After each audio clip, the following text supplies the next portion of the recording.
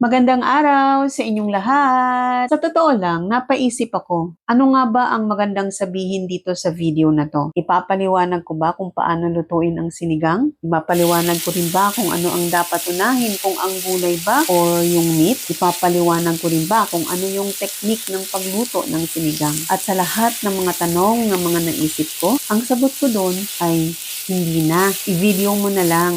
Pakita mo na lang kung paano mo siya ginawa. Kasi alam ko naman na sa dinami-dami ng mga tutorial dito, sa dinami-dami ng mga napanood nyo kung paano gawin ang sinigang, kung paano lutuin ang gulay at ang meat ng sinigang, at higit sa lahat, alam ko naman na may kanya-kanya tayong paraan ng pagluto nito.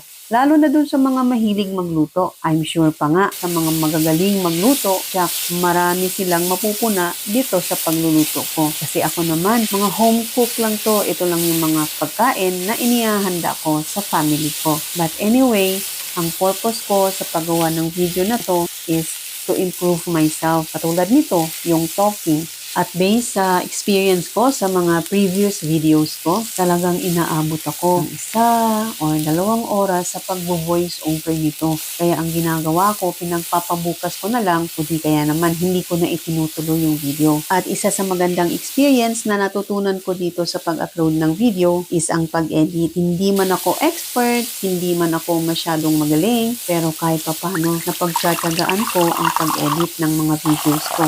At ang isa pang maganda, nababalikan ko yung mga previous videos ko at natatawa na lang ako. Kumbaga parang stress reliever ko na lang. Although hanggang sa ngayon, hindi pa rin ako nagagandahan sa boses ko. Ewan ko ba? Ganun talaga. Pero ganun pa man sa mga katulad ko na nag-uumpisa pa lang or trying dito sa YouTube, alam ko someday na mararating din natin kung ano yung gusto nating marating.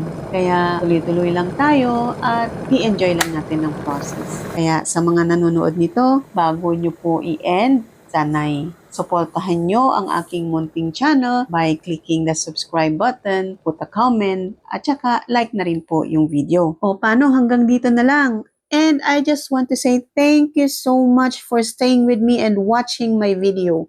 At kung ikaw ay baguhan rin na katulad ko, you can put a comment kung ano nga ba yung mga experiences mo para i-share natin sa isa't isa. Okay?